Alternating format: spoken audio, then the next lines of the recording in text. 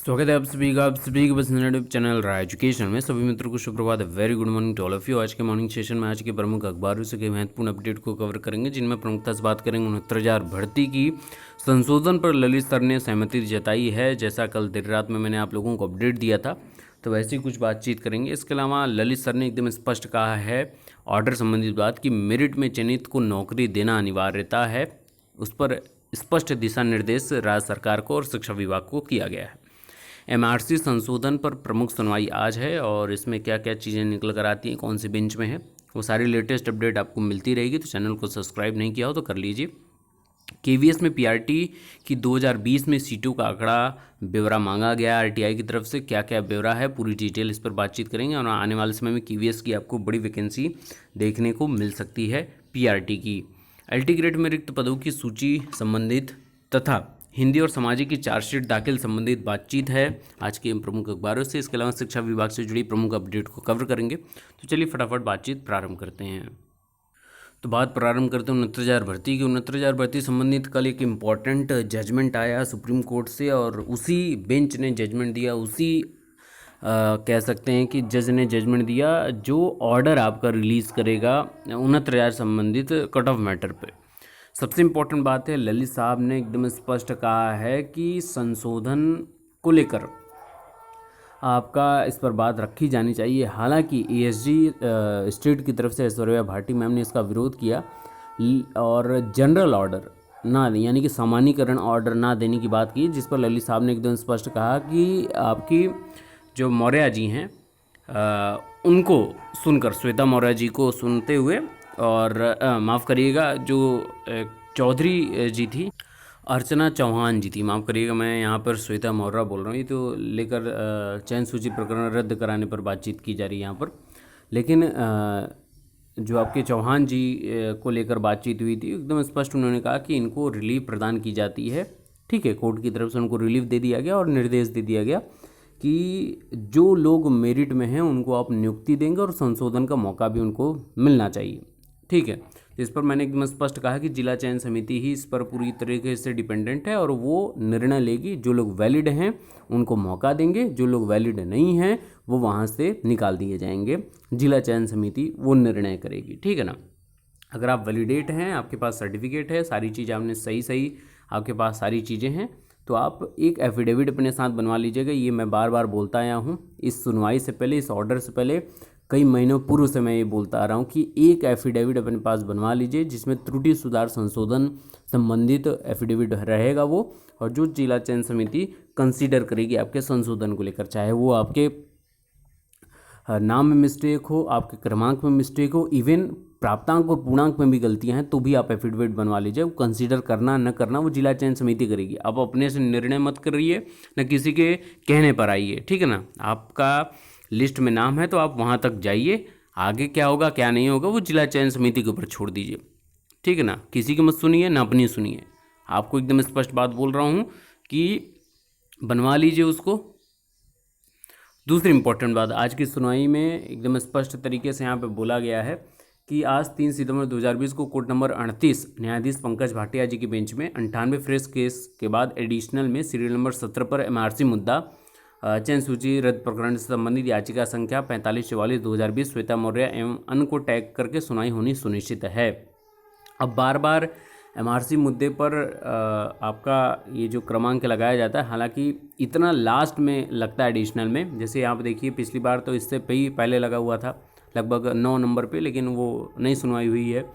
अब 98 fresh cases हैं, तो इनको सुनने के बाद फिर सुना जाएगा एडिशनल, और उम्मीद के अनुरूप अगर इसका नंबर आ जाए तो इस पर बातचीत हो जाएगी। इसके अलावा संशोधन मुद्दे पर माननीय चीफ जस्टिस गोविंद माथुर जी की बेंच में आज सुनवाई सुनिश्चित की गई। और जैसा मैंने कल ही बोला था कि जो चौहान जी का जो ये ऑर्डर आ रहा है उसमें रिलीफ आपको उसी ऑर्डर को लगाते हुए रिलीफ मांग की जाएगी और संभवतः उस पर रिलीफ मिलेगा भी।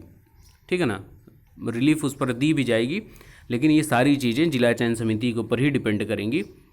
इन सभी चीज़ों के बीच में ललित साहब का ये बोलना कि चयनित जो लिस्ट में है या चयनित जो हैं उनको नियुक्ति देना चाहिए, उससे ये पूरी तरीके से आश्वस्त हो जाता है कि 60-65 अटल है और चयनित लिस्ट भी अपने आप में अटल है जहां तक उनके बात बोलने की बात आ रही है ना, इसकी संभावना प्रकट की जा रही है क्योंकि उनके द्वारा ही ऑर्डर रिलीज होना है और आप सभी इस चीज़ को लेकर आश्वस्त हैं, तो आश्वस्त रहिए।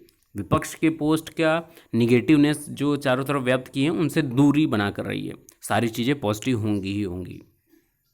बात करते हैं कि नई शिक्षा नीति संबंधित, इसके अलावा जो आने वाली बैचेज़ हैं वो अपने भर्ती संबंधित की नई शिक्षक भर्ती कब आएगी, थी मैंने हमेशा बोला है और फिर बोलूँगा कि 69,000 भर्ती बेसिक की ऋण है, याद रखिएगा, बेसिक का धरातल है, बेसिक की भूमि है, उस पर ही पैर रखकर नई भर्तियां आएंगी, उस पर ही ढांचा निर्माण होगा। और जब तक 69,000 भर्ती संपूर्ण नहीं हो जाती, आने वाली कोई भी भर्ती, नई शिक्षक भर्ती आपको देखने को नहीं मिलेगी। लेकिन आने वाले बैचेस के अभ्यर्थी को बहुत बहुत शुभकामनाएं कि वो इतनी ज़्यादा आतुरता दिखा रहे हैं, इतनी ज़्यादा एक्टिव हैं अपनी एकजुटता को लेकर, अपने भविष्य को लेकर इतने ज़्यादा व्यथित हैं कि वो अपनी एकजुटता को लेकर आगे बढ़ रहे हैं। तो आगामी शिक्षक भर्ती प्राथमिक इंजीनियर एडेट का विज्ञापन शासन ने तो सिर्फ और सिर्फ 69,000 भर्ती के कंप्लीट होने के बाद ही आपको नई भर्ती की सूचना मिलेगी। तो इसलिए सभी लोग एकजुटता के साथ 69,000 भर्ती फोकस करिए और 5 सितंबर याद रखिएगा दिन। हालांकि लगातार मैं प्रमोट करता रहता हूं कम्युनिटी के माध्यम से, वीडियो के माध्यम से, ताकि आपकी एकजुटता बनी रहे। 5 सितंबर को आप सभी को अपनी बात रखनी है कि हम चाहते थे 5 सितंबर शिक्षकों का सम्मान हो नियुक्ति दिवस के रूप में, लेकिन आज वो दिन भी निकलता नज़र आ रहा है। तो उम्मीद करेंगे कि जितना ये दिन पीछे जाता जाए उतनी जल्दी हमारा ऑर्डर और हमारी नियुक्ति पास आती जाए, इसकी संभावनाएं बढ़ानी पड़ेगी। इसके अलावा प्रथम वरीयता के प्रकरण में सभी राज्यों के ऑर्डर पढ़ने के बाद कोर्ट के आदेश को सर्वमान्य बताते हुए कहा गया है कि कोर्ट के अगर आदेश आता है तो संशोधन कर दिया जाएगा। इसके अलावा 2018-2019 बैच के प्रमोट या परीक्षा संबंधित से 100% गारंटी के साथ 10 दिन के अंदर कोई ना कोई निर्णय आने की संभावना है और सर के द्वारा ये कहा गया कि निर्णय प्रशिक्षु के पक्ष में आएगा, ऐसा वादा किया गया है। इसके अलावा एलटी ग्रेड संबंधित भर्ती संबंधित बातचीत करेंगे तो एलटी ग्रेड जीआईसी मामले में कोर्ट से में चार्जशीट दाखिल है।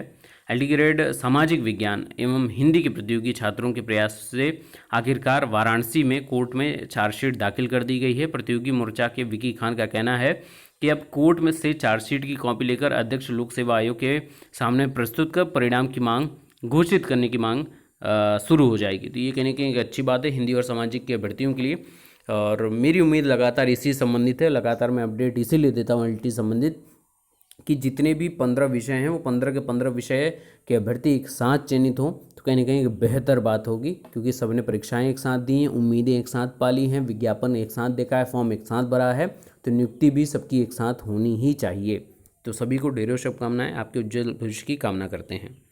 इसके अलावा एलटी के संबंधित ही पदों का राजकीय माध्यमिक विद्यालयों में सहायक अध्यापक, स्नातक वेतन क्रम पुरुष महिला के रिक्त पदों की सूचना उपलब्ध करने के संबंध में ये बात कही गई है।